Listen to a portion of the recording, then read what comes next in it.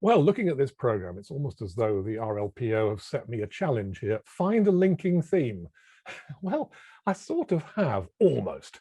The one exception to the theme is Brahms's variations on the theme of Haydn, which has very little in common with the other books. Indeed, Britten, who opens the program, made a great point of absolutely loathing Brahms and saying that he detested particularly Brahms's piano writing.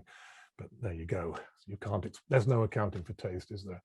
This is a real breakthrough piece for Brahms, the variations on the theme of Haydn. It took him 20 years to complete his first symphony. He was so nervous about treading in the footsteps of Beethoven and so desperately keen to get it right that he kept changing things, kept removing things, kept putting them back. Was very worried too about his ability to write for the orchestra, which is after all a very special skill. So this in a way was a practice work to see if he could master really writing for the orchestra. And it's a triumph. It really is. It was such a breakthrough. And I think it was probably finishing this and it going down so well that gave Brahms the encouragement he needed to complete his first symphony in 1876, when it was a sensational success. But you can hear him building up towards that in these pieces, these variations. Lighter piece in many ways. It also uses a very interesting technique.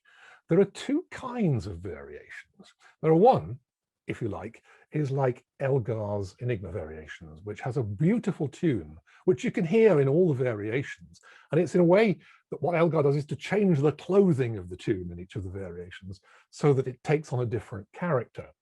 But there's another kind of variation, which is like this one, which works on a kind of template, because the theme, try counting along with the theme, which you'll hear first of all on the winds. It's in a strange structure because it has 5 bar phrases, 1, 2, 3, 4, 5. And then at the end, it rounds it up with a nice, neat, more conventional 4-bar phrase. But this means that there's an unusual rhythmic pattern which Brahms repeats in all his variations. Sometimes he goes very, very far from the Haydn tune, but nevertheless, you can always feel that rhythmic pattern rotating in the background. And that's what gives this piece its extraordinary sense of evolving slowly towards a goal when the tune is raised up in triumph at the end. Oh, I said theme of Haydn. Turns out not to be by Haydn after all, but by one of his much, much less well-known contemporaries. But that doesn't matter. And certainly didn't stop Brahms being inspired by it to create his first orchestral masterpiece. Before that, as I said, we have Britten, his 4 C interludes from the opera Peter Grimes. Even people who don't know the opera and wouldn't even think of going to the opera maybe, still will probably know some of the music from these incredibly atmospheric portraits of the sea, which Britten knew very well from boyhood. He was brought up on the Suffolk coast and later founded his festival at Aldeburgh, down the little way further down the Suffolk coast. And the incredible evocation of a very still, very cold dawn in the first of these pictures, with rippling sounds, and then a very soft but powerful sound from the bass brass, suggesting currents, deep, powerful currents. The North Sea can actually be very dangerous, and you can sense this in this movement too. A beautiful evocation of bells for Sunday morning by the sea, then a strange, eerie nocturne, which very interestingly shows some influence of the composer we're going to hear next in this program, Aaron Copeland, because the two met while Britten was staying in America just before he began work on Peter Grimes. And Britten was very impressed with Copeland. And you can hear a bit of that, I think, in the Nocturne, the 3rd C interlude. Finally comes an amazing storm, which is just so pictorial, it's marvelous. You can just imagine the howling gales, waves and wind and rain lashing against a building, and the incredible sense of strange stillness in the middle when you kind of reach the eye of the storm. Then the fury begins again, and finally the sea interludes come to an incredibly rousing conclusion. As I said, that's followed by Copeland, the Clarinet Concerto, which he wrote in the early 1940s for the jazz clarinetist Benny Goodman. Goodman, as I said, was a jazz clarinetist, but he was fascinated by contemporary classical music too. And he inspired quite a number of contemporary classical composers to write for him. And the Clarinet Concerto is, I think, one of the loveliest and most approachable things Copeland wrote. It's for clarinet, string orchestra, and harp. But the colours Copeland gets from that very reduced orchestra are quite remarkable. You'd think you were listening to something with at least an array of exotic percussion at times. Two movements, a beautiful kind of love song first movement, exquisite and unmistakably American in sound. What is it about Copeland that is just immediately, maybe it's because he's been so influential and Copeland-like sounds turn up in American film scores, American TV scores, even American pop music.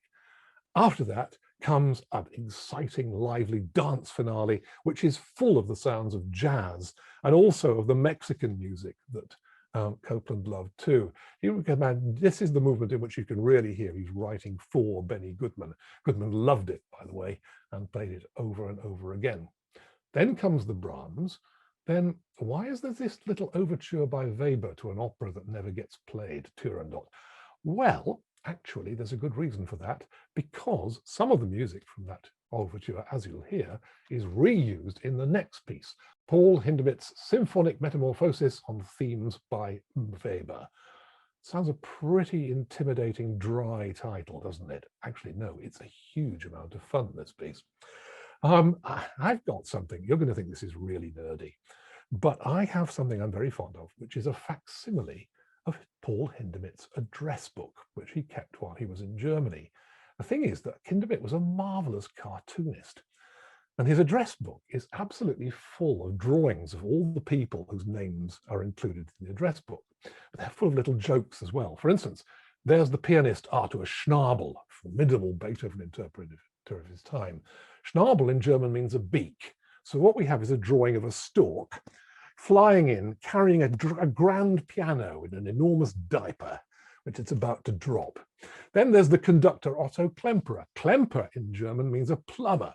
So what we have is the ferocious, angular Klemperer grappling with a set of pipes underneath a sink and looking as though he's losing the battle too. Another of the people in the book was, well, it was inevitable at the time, obviously a rather fanatical Nazi. So Hindemith draws his house swathed in pompous Nazi regalia, literally wrapped in the flag, which gives you an idea of what Hindemith thought of what was going on in his Germany at the time. In fact, in the end, it became too much for Hindemith, and he left Germany via the back door, as it were, through Turkey, and eventually got to the United States. This intimidatingly entitled Symphonic Metamorphosis, and it's a joy. It's great fun. It's full of the kind of humor you find in that address book I was talking about earlier. Just fantastic fun. And what he does with Weber's themes is to turn them into the most extraordinarily different things, somewhere between jazz and German folk song. The Oriental theme that Weber includes in his Turandot overture becomes the basis of Hindemith's second movement, which is full of bells, gamelan sounds, imitations of Japanese or Chinese orchestral music. However, having gone through a series of metamorphoses, this theme turns into a jazz theme, a fantastically syncopated idea introduced by trombone, which builds to a very exciting climax. There's a lovely lyrical third movement, and then the finale. Well, if rugby players amongst you recognize the resemblance of one of the themes to the old song, Row Me Over in the Clover, I don't know if that's intentional, but it's certainly there. It's very strange because at the same time, Hindemith seems to be poking fun at Mahler and Mahler's intensely tragic Sixth Symphony. You'll hear that too. Maybe this is Hindemith saying he's actually rather glad to put Germany behind him now, considering the awful things that are going on there. Or maybe he's just having a great deal of fun at other people's expense, as he did in his address book. It's great fun.